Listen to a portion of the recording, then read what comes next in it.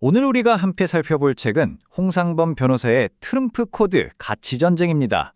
이 책을 통해 지금 미국 사회를 뿌리부터 뒤흔들고 있는 거대한 충돌, 그 본질이 대체 무엇인지 깊숙이 들여다보겠습니다. 착한 일을 하자, 좋은 세상을 만들자, 이런 생각 싫어할 사람이 있을까요? 그런데 어떻게 이 선한 의도들이 미국을 극심한 분열로 몰아넣는 사실상의 선전포고가 될 수 있었을까요? 이 책은 바로 이 이상한 현상에서부터 이야기를 시작합니다. 자, 우선 이 전쟁에서 무기처럼 쓰이는 세 가지 핵심 용어부터 짚고 넘어가야겠죠? 첫 번째는 ESG입니다. 환경, 사회, 지배구조. 기업이 이윤만 쫓는 게 아니라 사회적 책임까지 다해야 한다는 아주 바람직한 윤리적 투자 개념이죠. 근데 바로 여기서부터 첫 균열이 생겨납니다.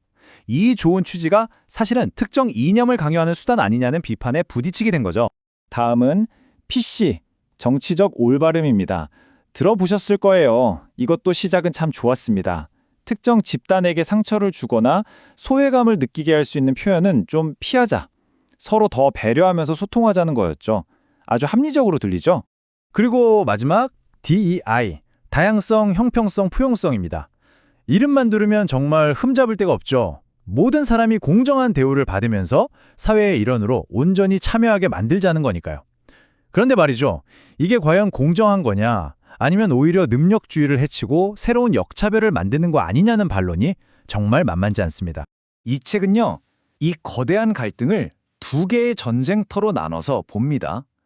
그 첫 번째가 바로 돈의 전쟁이에요. 선한 의도가 어떻게 차갑고 냉정한 이익의 논리와 정면으로 부딪히게 됐는지 한번 보시죠.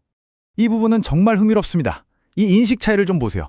기후변화를 진짜 위협이라고 생각하는 유럽 보수층은 60%가 넘는데 미국 보수는 고작 20%에 불과하다니. 이 엄청난 간극이 그냥 의견이 다른 수준이 아니라 아예 미국의 정책 방향을 틀어버리는 거대한 벽이 되어버린 겁니다. 그러니까 이 기후회의론이 그냥 난 안 믿어, 이게 아니라는 거죠. 나름의 논리를 가지고 있어요. 첫째, CO2랑 온도 상승은 역사적으로 보면 별 상관없다.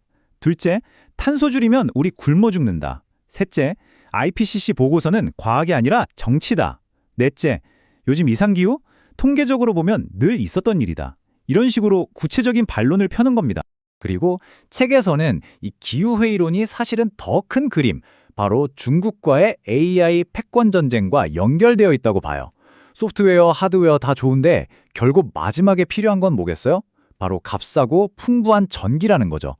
트럼프의 화석연료 정책이 바로 이 마지막 퍼즐을 맞추기 위한 거라는 분석입니다. 물론 이 분석에 대해서는 기후변화의 심각성을 너무 가볍게 보는 거 아니냐는 비판도 당연히 있을 수 있습니다. 이 경제전쟁은 월스트리트 한복판으로 이어집니다. 착한 일 하면서 돈도 벌자, 너무 좋잖아요? 그런데 반대편에선 그게 사실은 특정 이념을 심으려는 트로이의 목마일 뿐이라고 공격하는 거죠. 과연 투자의 목적이 뭐냐? 이 근본적인 질문 앞에서 둘이 꽝 하고 부딪히는 겁니다. 그래서 핵심은 이거예요. ESG, 그래서 돈이 됩니까? 책을 보면요. 대부분의 ESG 펀드 수익률이 그냥 일반 펀드보다 낮았다는 보고서가 많아요. 그러면서 아예 판을 뒤집어 버립니다. ESG를 잘해서 성공한 게 아니라 원래 성공한 회사가 ESG 할 여유가 있는 거다. 이런 아주 냉소적인 시각인 거죠. 이런 반발이 결국 법정 싸움으로 갑니다. 공화당이 장악한 주에서는 아예 반 ESG 법까지 만들고 있어요. 왜냐? 투자자의 돈을 맡았으면 다른 거 신경 쓰지 말고 수익률이나 최대로 높여라. 이게 수탁자 의무인데 ESG는 그걸 어기는 거다. 이런 논리입니다. 자, 그럼 이제 전쟁터를 한번 옮겨보겠습니다. 돈 문제도 치열했지만 어쩌면 이쪽이 더 뜨겁고 더 개인적인 싸움일지도 모릅니다. 바로 가치와 문화의 전쟁입니다.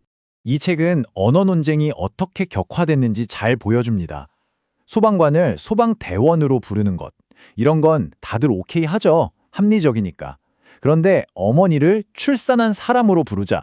여기서부터는 보수 진영 입장에선 이게 그냥 단어 바꾸는 게 아니라 우리 생각 자체를 통제하려는 시도처럼 보이는 겁니다. 말이 현실을 만든다는 아주 깊은 철학적 싸움이 되는 거죠. 그러니까 이들한테 PC는 더 이상 배려가 아니에요. 이념을 강요하는 거죠. 책에서는 보수 진영의 비판을 딱 한마디로 정리합니다. 이건 자유로운 표현을 막는 사상경찬이고 21세기에 다시 나타난 메카시즘이다.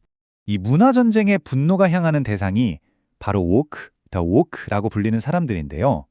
사실 이 단어 원래는 흑인 인권 운동에서 사회 문제에 깨어있자는 아주 좋은 뜻이었어요. 그런데 책에 따르면 지금은 완전히 의미가 바뀌어서 서민들 삶은 모르면서 자기들만 도덕적으로 잘났다고 생각하는 엘리트들을 비꼬는 말이 되어버렸다는 겁니다. DEI 정책, 이게 바로 이 가치 전쟁의 뇌관 중 하나입니다. 진짜 모두를 위한 공정함으로 가는 길일까요? 아니면 오히려 능력주의를 무너뜨리는 또 다른 차별, 역차별일까요? 이 날카로운 질문이 지금 미국 사회를 딱 둘로 쪼개고 있습니다. 그리고 이 모든 논쟁 밑바닥에면 사실 다들 알지만 꺼내기 좀 불편한 현실이 하나 깔려 있습니다. 바로 2045년 미국에서 비히스패닉계 백인이 소수자가 되는 해죠. 이건 그냥 인구 숫자가 바뀐다는 걸 넘어서 미국의 정체성, 권력 구도가 뿌리부터 흔들릴 수 있다는 불안감의 근원지가 되고 있는 겁니다. 이 구절이 그 감정을 정말 잘 보여주죠. 책이 인용한 힐빌리의 노래에 나오는 말인데요. 경제적으로는 소외되고 문화적으로는 무시당하면서 스스로를 새로운 소수자라고 느끼게 된 사람들의 그 깊은 박탈감을 그대로 보여주는 겁니다. 자, 그럼 이 모든 혼란, 대체 어디로 가는 걸까요? 책은 핵심 정치 구호가 아주 미묘하지만 결정적으로 바뀌고 있는 지점을 포착합니다. 원래 슬로건은 메가, 미국을 다시 위대하게, 과거의 영광을 되찾자는 거였죠. 그런데 새로운 슬로건은 매나입니다. 미국을 다시 정상으로. 여기서 정상이라는 건 소위 워크라는 이념에 반대하고 전통적인 가치로 돌아가자는 뜻이에요. 전쟁터가 위대함에서 상식으로 옮겨온 거죠. 이 변화는 아주 구체적인 질문들로 나타납니다. 여자가 뭐냐? 생물학적 남자가 여자 스포츠 경기에 나가도 되냐? 화장실은 누가 어디를 써야 하냐? 특히 이 화장실 전쟁은요, 이제 그냥 정책 논쟁이 아니라 현실 자체가 뭐냐를 두고 싸우는 지경까지 온 겁니다. 이 책은 트럼프를 동화 벌거벗은 임금님에서 임금님은 벌거벗었다고 소리치는 아이에 비유해요. 그의 지지자들 눈에는 PC 문화라는 게 너무 우스꽝스러운데 아무도 말을 못하거든요. 그 금기를 깨고 대놓고 말하는 유일한 사람이 바로 트럼프라는 거죠. 결국 이 책은 우리에게 정말 무거운 질문 하나를 던지고 끝납니다. 이렇게까지 갈라진 세상에서 대체 누가 어떤 기준으로 정상을 정할 수 있을까요? 이것은 분열된 사회가 어떻게 다시 함께 나아갈 길을 찾을 것인가에 대한 우리 모두의 질문이기도 합니다.